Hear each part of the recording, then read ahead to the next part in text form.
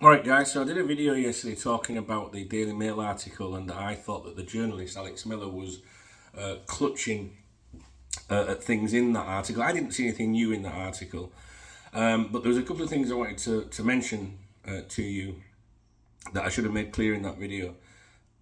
One, I think I made a mistake, or I didn't express it properly. I made a mistake in not making this clear. Was I mentioned quotes and I said there's no quotes. I think I said that.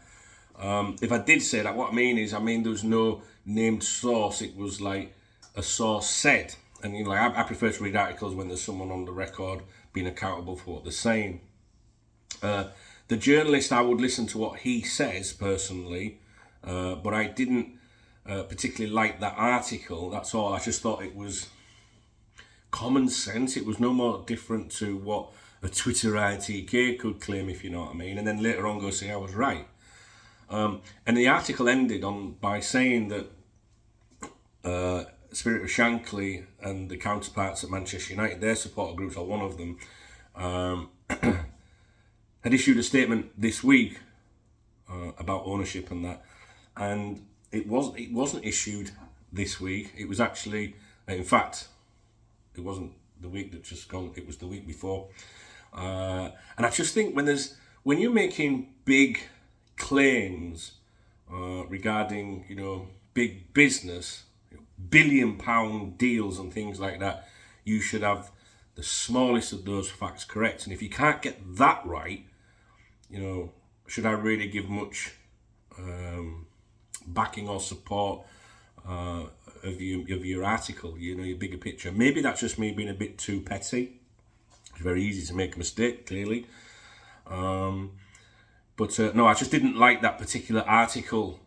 I just thought it was clutching a bit. And if you look at when these journalists keep putting out these new thoughts about Liverpool takeover, Qatar especially at the moment, and these things tend to. I just notice patterns when these things tend to come out. Like say if you lose a game, then the next day there's there's something else to talk about. A bit like what in politics, bad news, and then they'll bring something out to detract, and it gets buried. I know it does get a bit like tin hatty and conspiracy theories and things like that. It does happen. I'm not saying it happens all the time, or that article was one of those examples. But I just didn't like that article. Anyway, what I was saying was, a lot of these journalists, they keep putting out. You could read that article from the weekend, for example, or a new article today, and most of it's just regurgitated. Like, you could go back to November or December or January, and basically the same people that are writing these articles are writing the same thing. It's just the same content, just in a different order in the article. So when you see these new articles, you've really got to look for change, and if possible, if it's got like a clickable, journalist name, if the name, Alex Miller, James Pearce, whatever, if you click on that, then sometimes you can click on it, and it'll give you a list of their articles, and if it does, and they're in an easy to order by date display or whatever, just maybe look at what they said the last time they wrote an article and time before that, and look and say, is that actually any different? Are you telling us anything different? And look, we've been saying on KopTalk since last year, towards the end of last year, that there was, interest from Qatar. I think that to say that there's no interest from Qatar would be just ludicrous. It's clearly obvious, and I think that we're hearing more about Qatar all the time because they're failing. I think that when things are going well, you wouldn't hear about it. So failing from their point of view, we say that in most videos, and the reason I repeat myself is that maybe someone new's watching.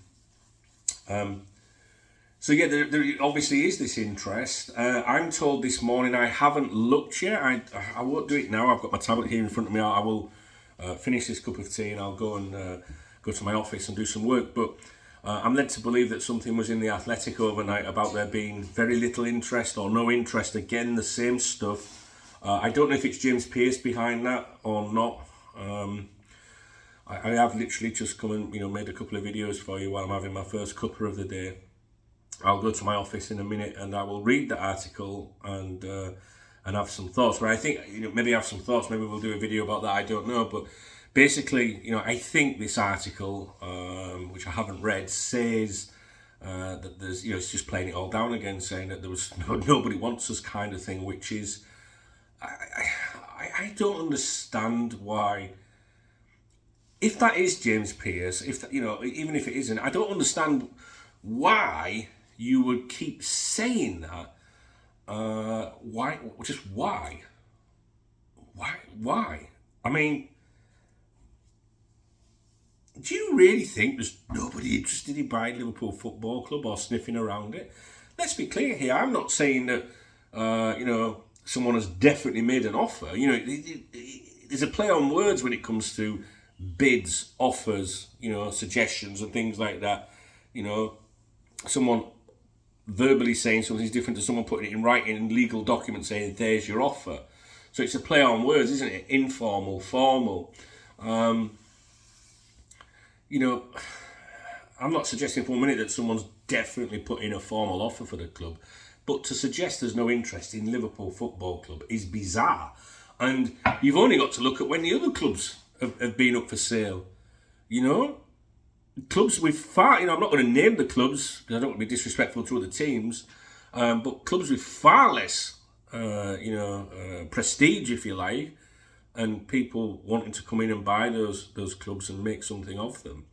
And Liverpool, nobody would want to buy Liverpool. So they would all want to buy Manchester United, which I think is a bigger project than Liverpool because they need massive investment off the pitch as well. We won't go into all that. I'm not clued up on all that, but from what I understand, there's a lot of improvements that they need doing with the stuff away from the pitch. So, but everybody, so these people want Man United, but they don't want Liverpool. Why does no one want Liverpool? Let's be honest. You've got one of the greatest managers in the world. The stadium is amazing, right? Thanks to FSG, there's no doubt about that. They've made improvements. It's one of the most famous football clubs in the world that, you can go to any part of the world and you'll see some kid or someone wearing a Liverpool top, no doubt about it.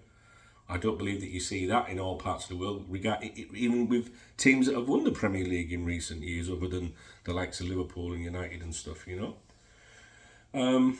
So I think it's very strange. And I also think there might be a suggestion that this article, I think we're going to have to review this article. I think there may have been a suggestion, a reference to COVID,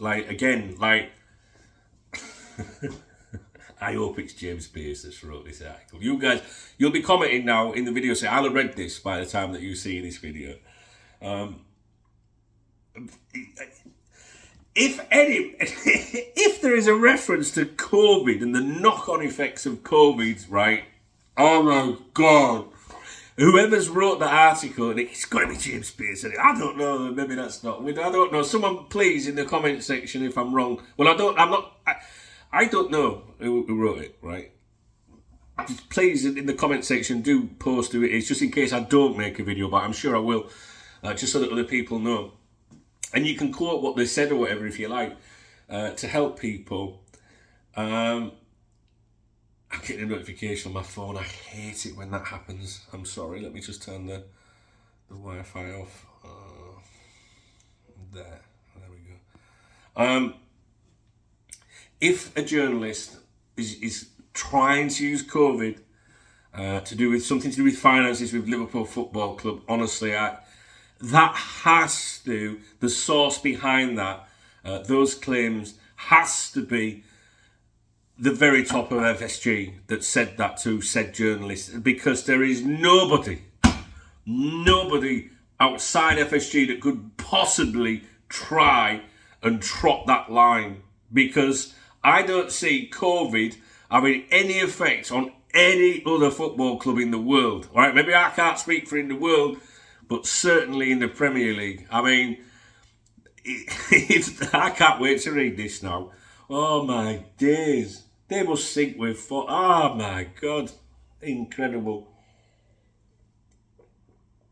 Right, I'm gonna go. My tea's gone cold. I'll be back with you in a bit. I'm going to go and read that article and I'll update you. So don't worry, you don't have to go looking for it. I'll go and read it. And no interest in Liverpool Football Club, and we're still using COVID.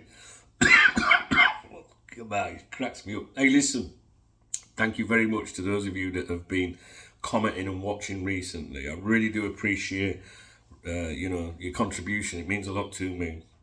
And of course, a shout out to those of you that are channel members and KopTalk VIP members and everything. You all help me, and I never take you for granted.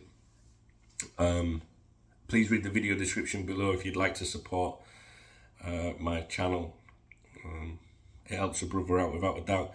I've already loaded up. He's too bright, I think. I've already loaded up The Athletic.